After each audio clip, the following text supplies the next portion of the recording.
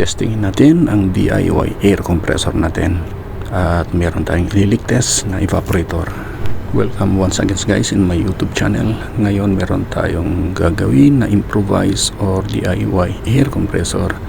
Lagyan na natin ng access valve, ang discharge valve, at ito ang labasan ng ating hangin, at maaari na tayo magbomba ng mga gulong ng ating mga sasakyan o yung ating mga motorcycle. So dito guys, i-extensionan ko lang yung dalawang wire na galing sa ating compressor. Yan yung galing sa OLP at yung galing sa relay. So ito yung AC plug dito sa lugar namin. Napaka-safety nito dahil meron itong 13 amps na fuse, unlike yan sa atin na wala pang ground. Dito pag aksidenteng hawakan mo yung hot wire o kaya yung neutral, magtitrip yung RCB nila, so hindi ka mamamatay. Unlike yan sa atin sa Pilipinas, patay ka na, hindi mo pa nabitawan yung kuryente or hindi mo lang nag-trip dahil sa taas ng kanyang rating. Lagyan ko lang ng pito itong bagong welding natin na evaporator coil na siyang nating lagyan ng hangin upang ilig test gamit itong ating tankless na air compressor.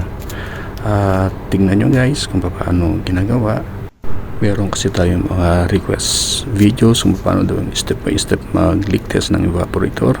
So right now, dahil ang topic natin is tungkol sa ating air compressor, so ito lagyan natin ng hose, at yung isang hose naman isilagay natin dito sa ating improvised na air compressor na walang tangke. At ilagay natin itong yellow hose dito sa bagong welding natin. Ito yung discharge pipe nya. So yung higupin nya mula dito is dito naman nya ibabato. I-power on natin.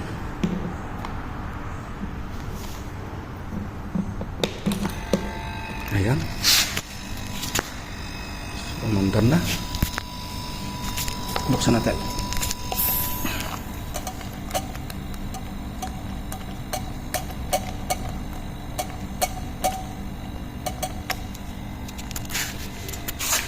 Ito yung ating DIY na air compressor.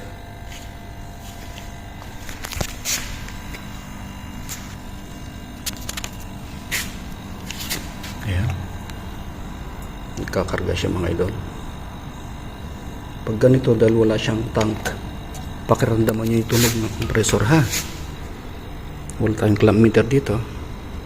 So papakinggan nyo yung tunog ng compressor. Pag hirap na siya, maaari na natin itong patayin. At ito, pag hirap na siya, tumataas yung ating pressure dahil kinakargaan natin ng hangin yung ating evaporator na siya nating ililig test. So sa pamamagitan nito nakakatibid tayo ng nitrogen. Hindi naman ito maselan dahil after nito maaari naman natin itong i-flashing din. At so ito, ililigtas natin ito.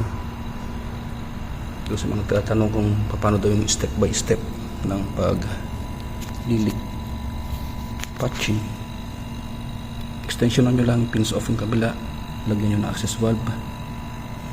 At ito na, going 80 na. Ito, air compressor ang gamit natin.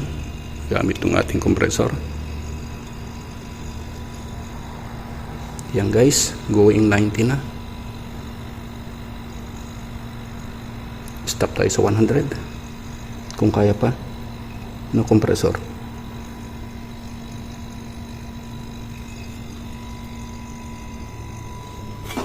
So ito yung improvise natin.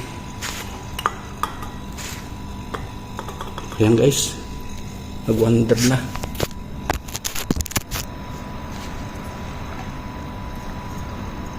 Kaya pa naman ang compressor.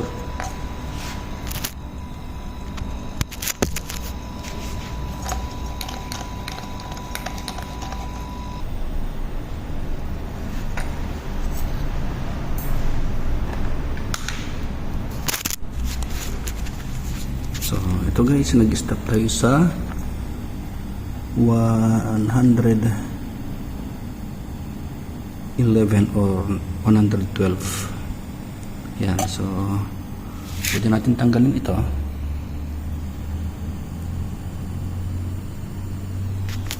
Ayan, tanggalin natin ito. At pwede rin natin ibabad lang dyan ang ating gauge manifold. Iwanan natin siya. Pag yan bumaba hanggang 80 hanggang 60, may leak tayo dito. Okay, thanks for watching everyone.